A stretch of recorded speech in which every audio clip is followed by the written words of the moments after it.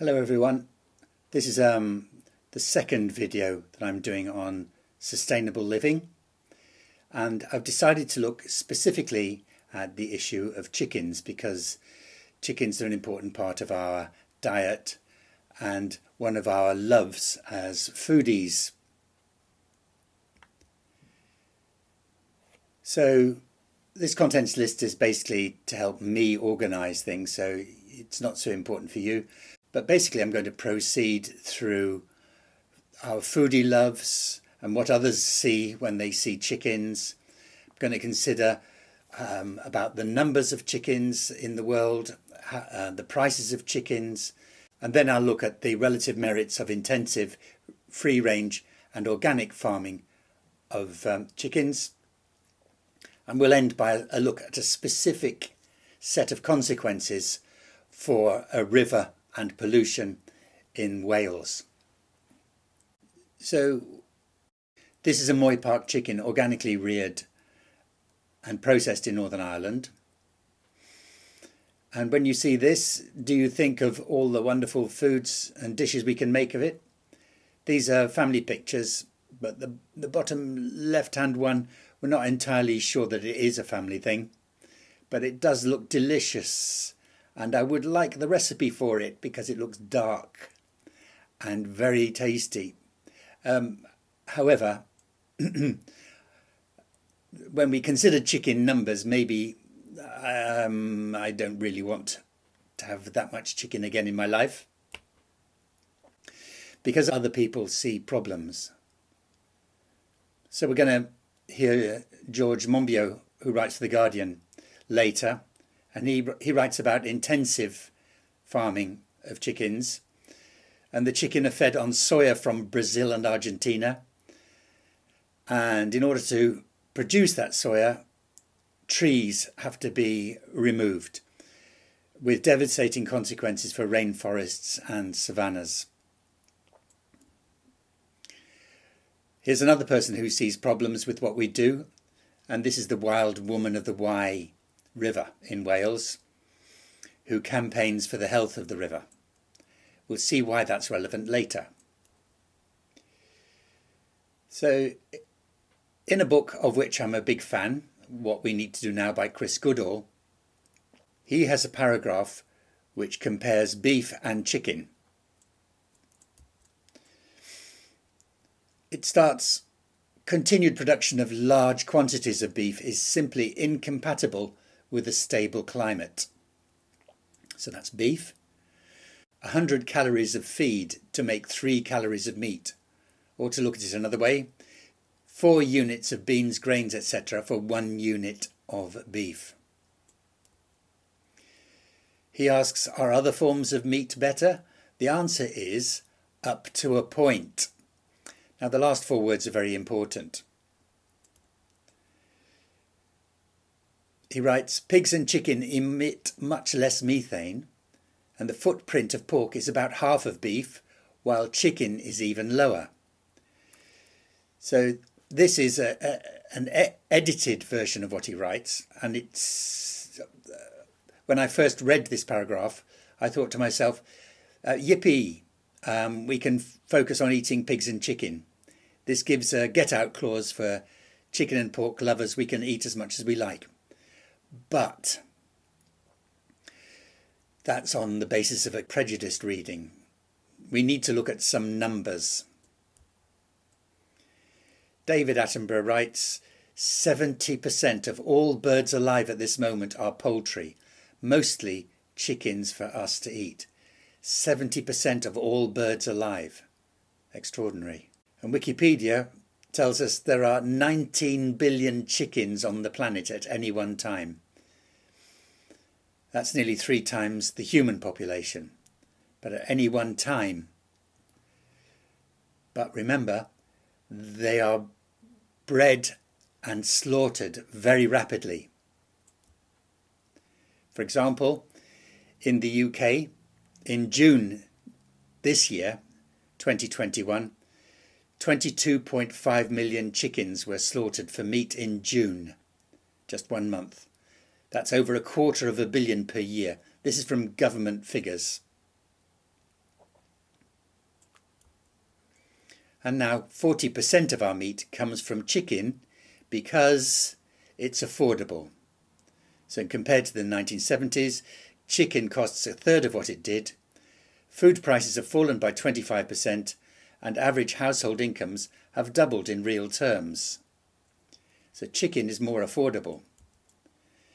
However, organic chicken costs more. They can be over 4 times more expensive than intensively farmed chicken.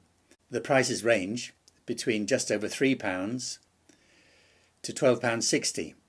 This means that less affluent households, that's 20% of the population, cannot afford organic prices. So intensive farming makes cheaper prices possible.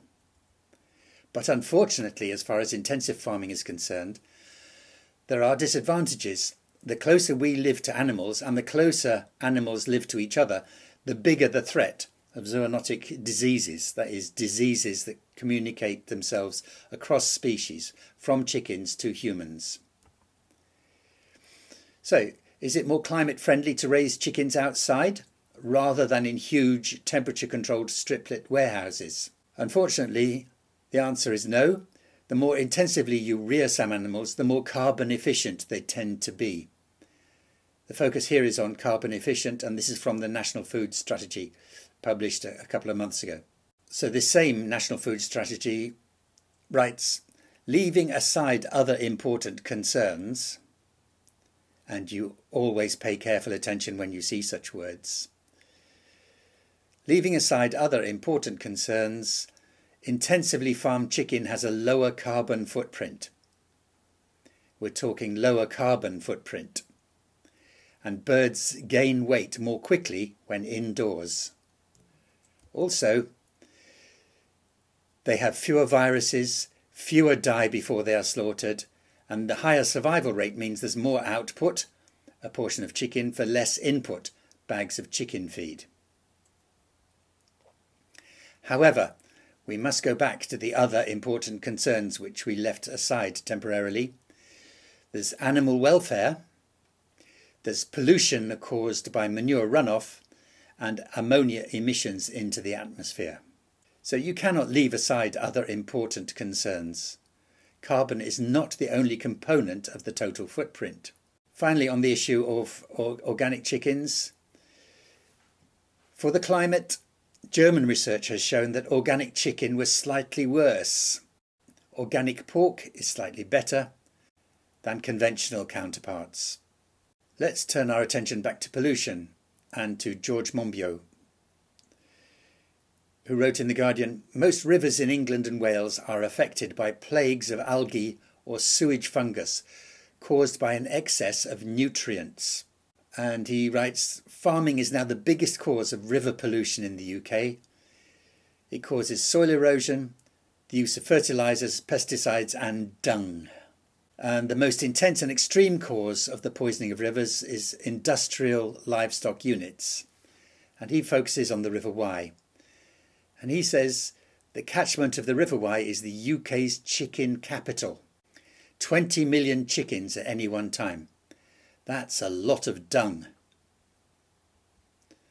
And animal dung is high in water content. The soil soon saturates and the dung washes into the river whenever it rains. So whether farmers illegally pump the dung directly into the river or follow the rules to the letter in spreading it on their fields, the dung pollutants end up in the water. Our lovely rivers are being transformed by industrial livestock farms into stinking drains. Let's stop taking this shit, he writes. Prominent campaigner on the River Wye terms herself the wild woman of the Wye, and she has been an activist pointing out the death of the River Wye over recent years. In the BBC clip featuring her, the Welsh Government made this statement.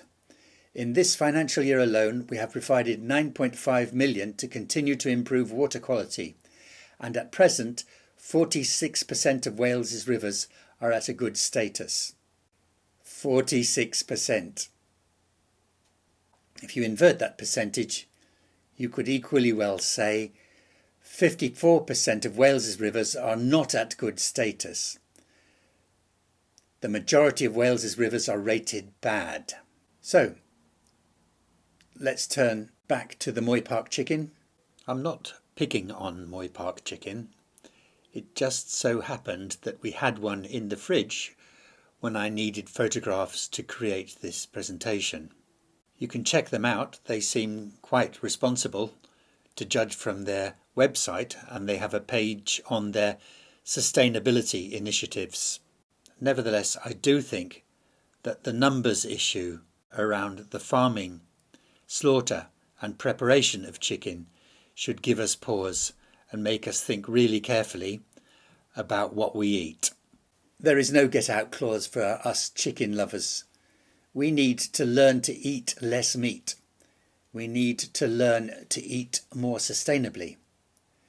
Farming as much chicken as we do is not sustainable, and eating as much chicken as we do is not sustainable. Thank you.